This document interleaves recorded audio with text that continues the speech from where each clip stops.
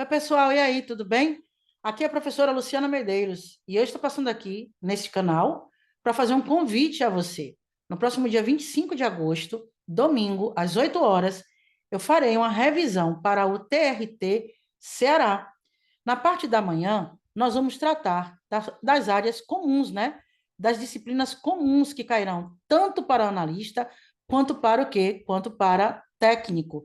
Então, de manhã, nós vamos tratar de direito constitucional, nós vamos tratar de direitos humanos, nós vamos tratar de direito administrativo e nós vamos tratar da parte de regimento interno. Veja, o que é preciso saber para que a gente possa ir para o TRT Ceará, não é? Com possibilidades concretas de pegarmos a nossa questão, sermos assertivos, ok? A gente precisa acertar o máximo que a gente puder, porque a gente sabe que vai ser um concurso de um nível bastante elevado.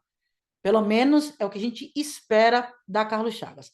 Então, veja, dicas de última hora, no dia 25 de agosto, de manhã, legislação, regimento interno, direitos humanos, que na prova terão 8 questões, serão 8 questões na prova, não é? A prova terá 8 questões, direito constitucional, direito administrativo. Isso tudo para técnico e analista. E de tarde, direito civil e processo civil para os cargos de analista. Faça sua inscrição através da nossa plataforma professoralucianamedeiros.com.br. Tranquilos? Muito bem. E neste encontro de hoje, aqui no nosso canal, ainda falando sobre o TRT Ceará, vamos dar dicas de direito civil, uma questão que fatalmente vai estar em nossa prova, que diz respeito ao regime de bens entre os cônjuges, diz respeito ao regime de bens entre os cônjuges. Veja, o 1640, ele nos diz que, não havendo convenção, ou sendo ela nula ou ineficaz, vigorará quanto aos bens entre os cônjuges o regime da comunhão parcial. Observe, pessoal. O Código Civil nos explica que os nubentes, essas pessoas que querem se casar, elas podem livremente, no processo de habilitação, optar por qualquer dos regimes previstos no Código. Regime da comunhão universal, regime da comunhão parcial, da separação, da participação final nos aquestos. Acontece que, se não há essa convenção, o regime supletivo é o da comunhão parcial. Pessoal, olhe para mim. O regime da comunhão parcial, ele é tão importante que é o que eu aposto na prova da Carlos Chagas.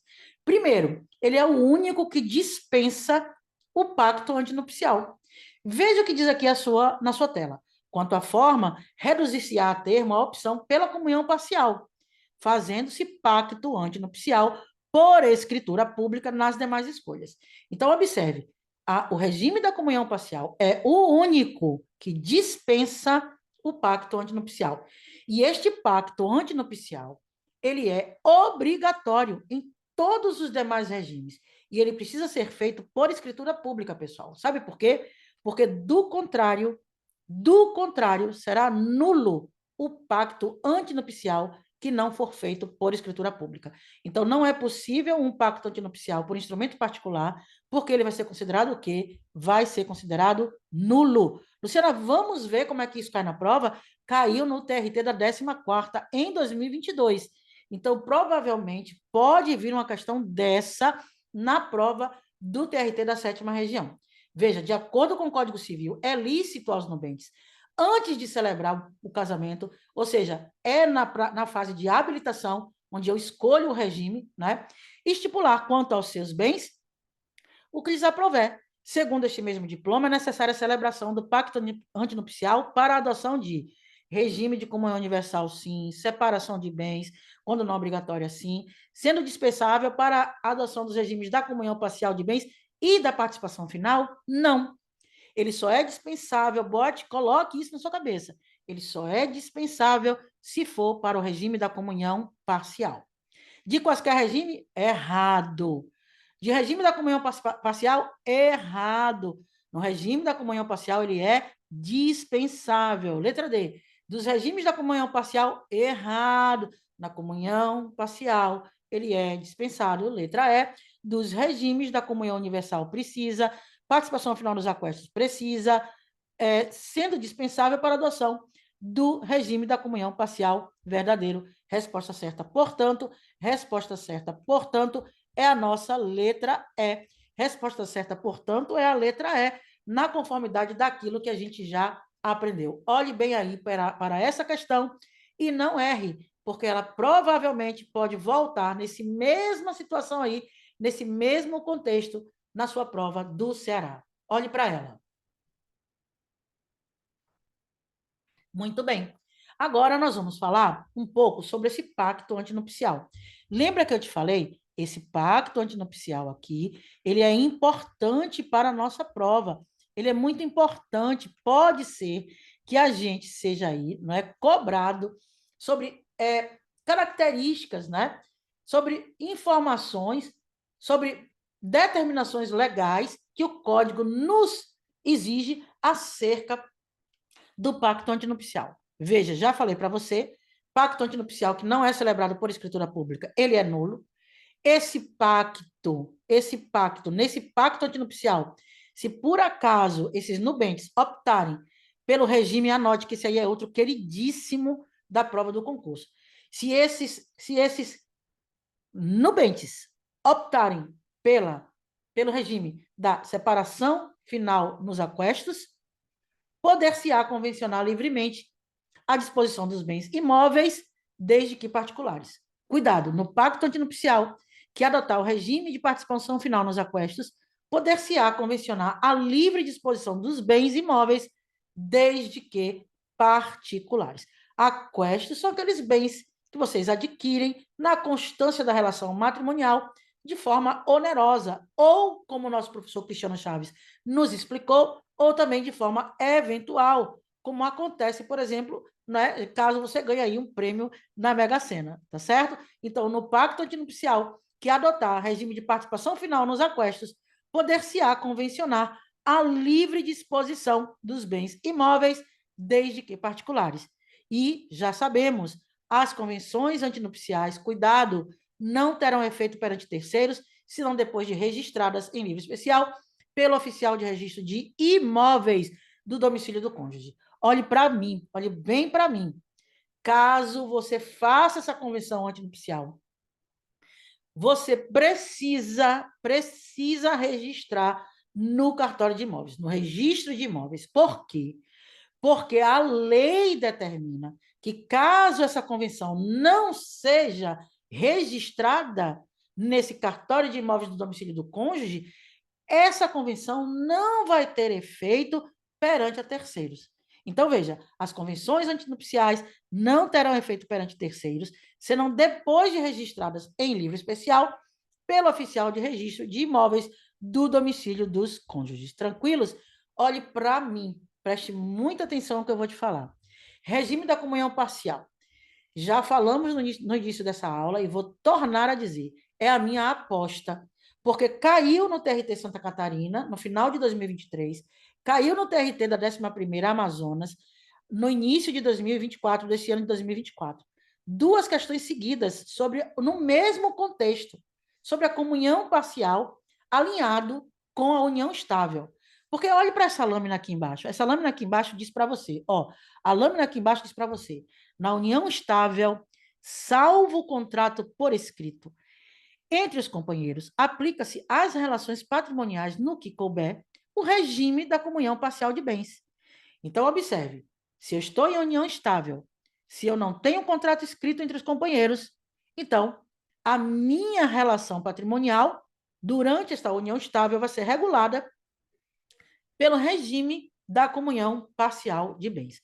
Só que acontece que existem alguns bens que, na conformidade do 1659 do Código Civil, estão excluídos da comunhão parcial de bens.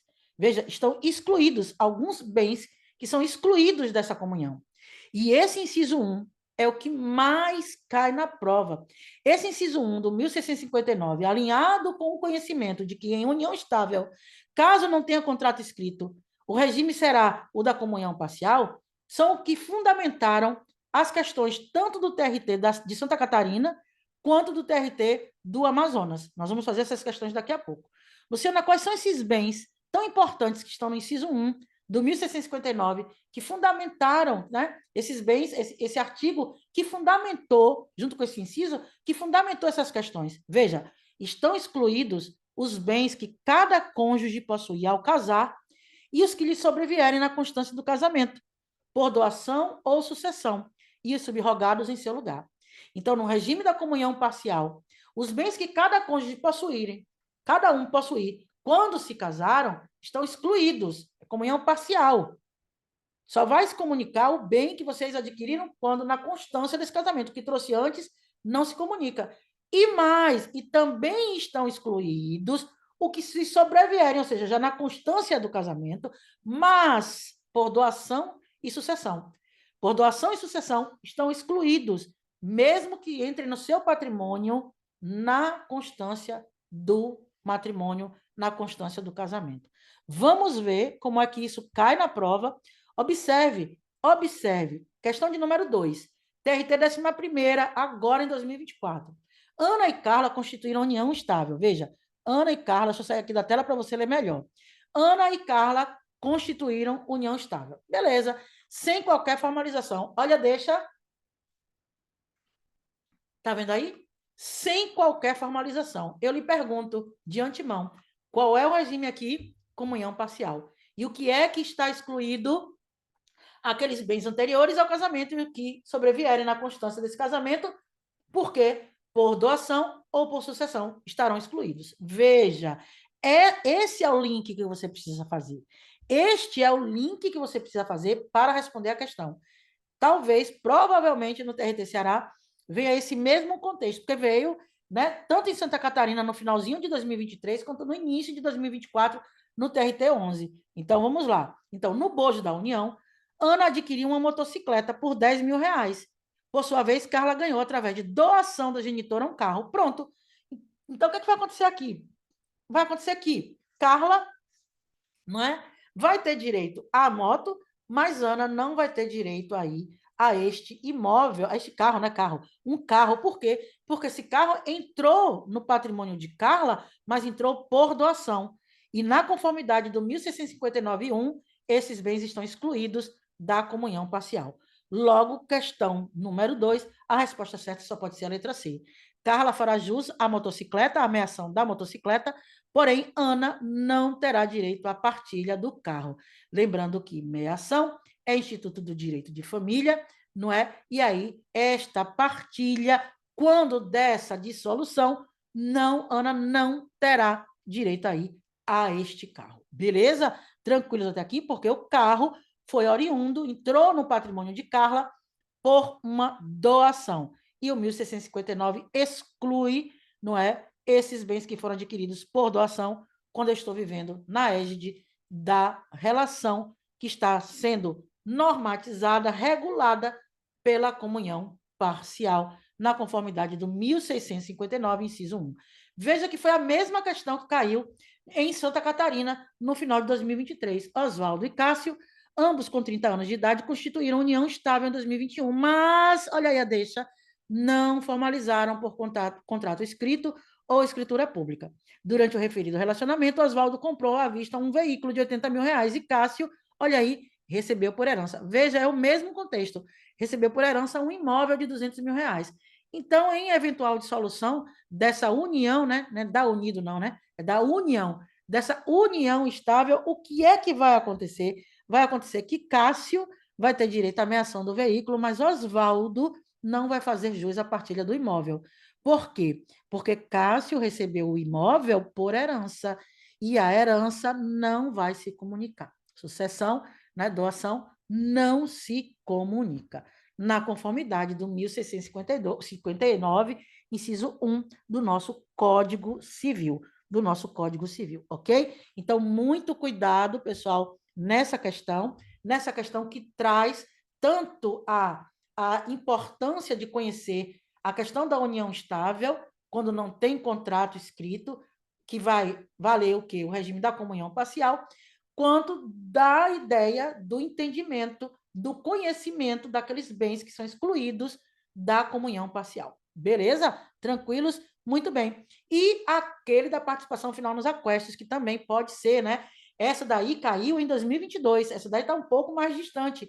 Pode ser que repita agora em 2024 lá no Ceará, porque nós tivemos duas questões contextos iguais, não é? Em Santa Catarina e em Amazonas, e em 2022, quer dizer, um pouco mais distante, nós tivemos aí a questão da participação final nos aquestos, aí no nosso TRT da 23ª região, que diz, de acordo com o Código Civil, impacto antinupcial que adotar o regime da participação final nos aquestos, resposta certa à letra A, poder-se-á convencionar a livre disposição dos bens imóveis, desde que particulares. Falei para você que esse também pode ser que esteja em nossa prova. É muito provável que vai estar em nossa prova. Luciana, e a diferença entre casamento nulo e anulável?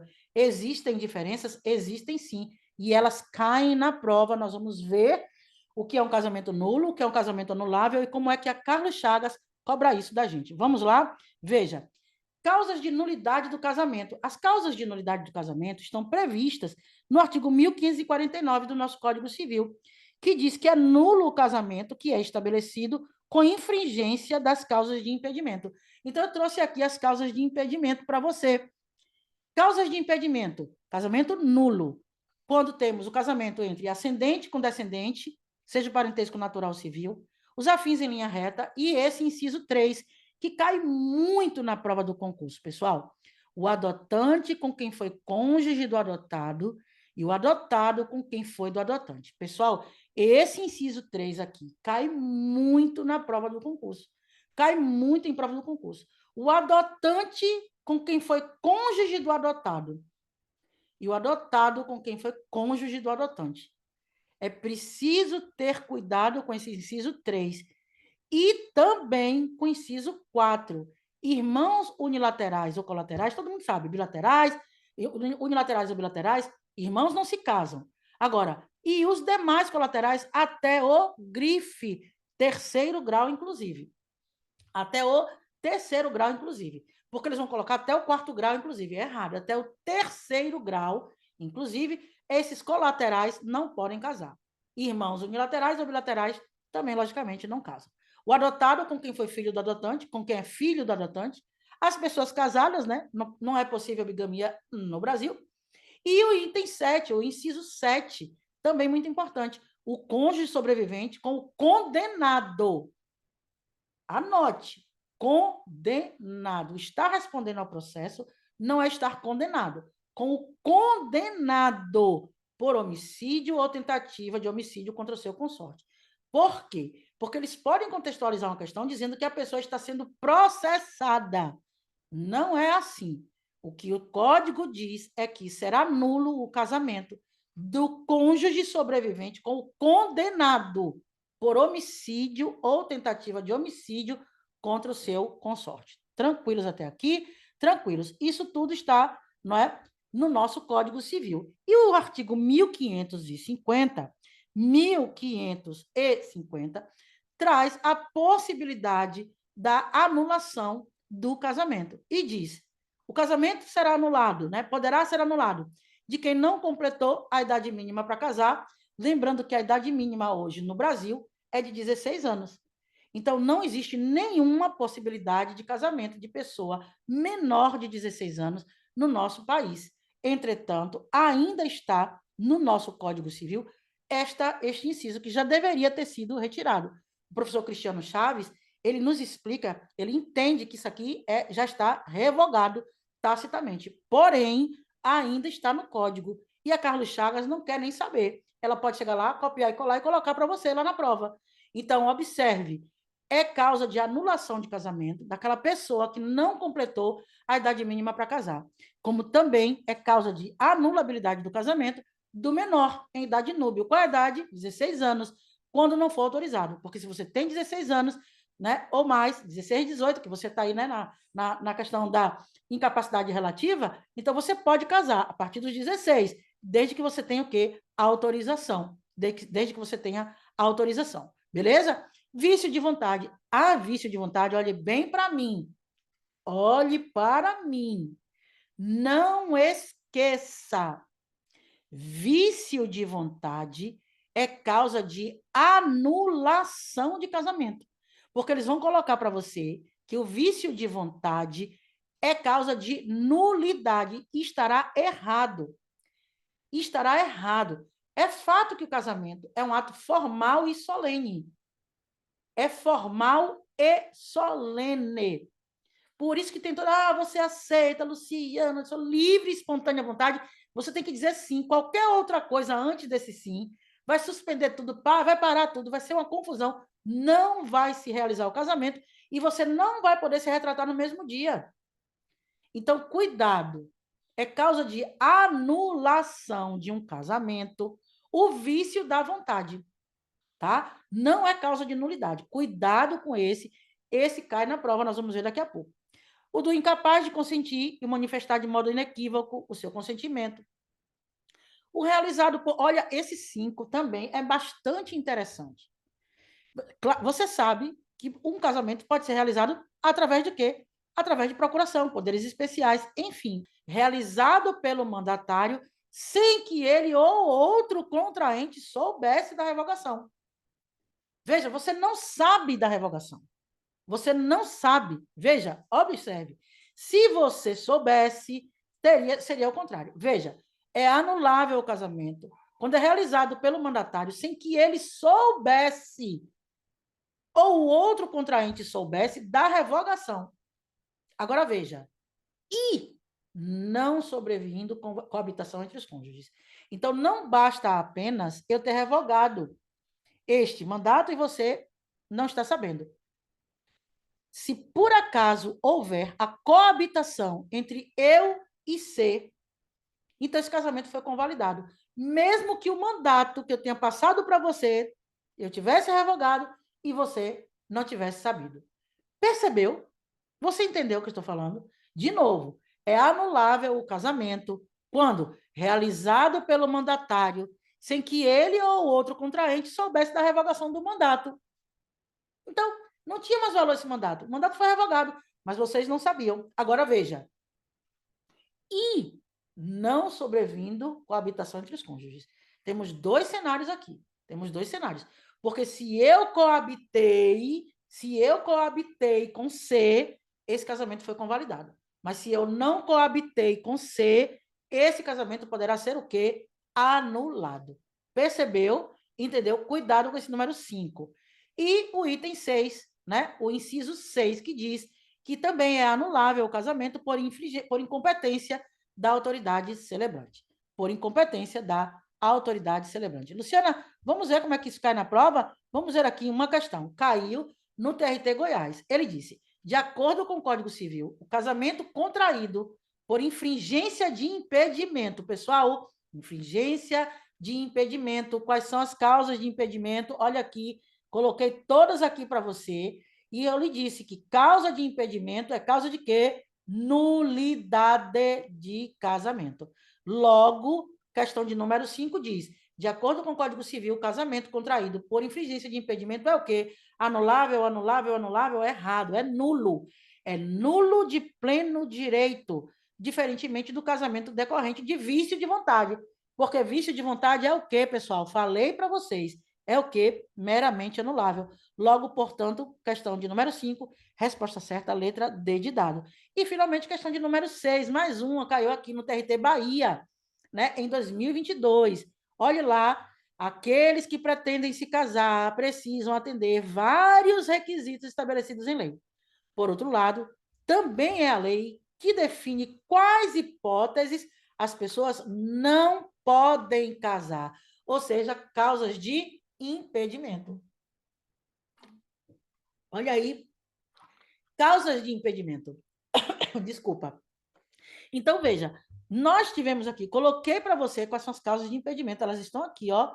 E essa daqui, o item 3 que está aqui nessa tabela que eu coloquei para você, adotante com quem foi cônjuge do adotado e o adotado com quem foi cônjuge do adotante, essa daqui, desculpa, juntamente com o inciso 7 e também o inciso 4, que vai até o terceiro grau, inclusive, são queridinhas na prova do concurso. Logo, está dizendo aqui, quem é que está impedido aqui de casar? Veja essa questão. Qual é? Letra B. O adotante com quem foi cônjuge do adotado e o adotado com quem foi do adotante. Então, atenção, mais uma vez, né? Fizemos a nossa revisão aqui hoje, no nosso encontro de hoje aqui em nosso canal, mas não esqueça que no próximo dia 25 de agosto, o que é preciso saber, Luciana, para que a gente vá para o TRT Ceará, não é? E lá, de forma assertiva, possamos resolver as nossas questões. No dia 25 de agosto, nós estaremos ao vivo, tratando na manhã de legislação, regimento interno, direitos humanos, direito constitucional, direito administrativo, disciplinas comuns para os cargos de analista e técnico. E de tarde, apenas para analista, falaremos sobre direito civil e processo civil. Serão dicas pontuais, todas com base em questões anteriores aplicadas pela Carlos Chagas. As inscrições poderão ser feitas através da nossa plataforma professora lucianamedeiros.com.br. Tranquilos até aqui? Espero que você tenha gostado do nosso encontro de hoje. Nos acompanhe, aperte o sininho para que você possa receber aí as nossas novidades e, neste momento, direcionadas essas novidades para o nosso TRT, o quê? TRT Ceará. Vamos juntos?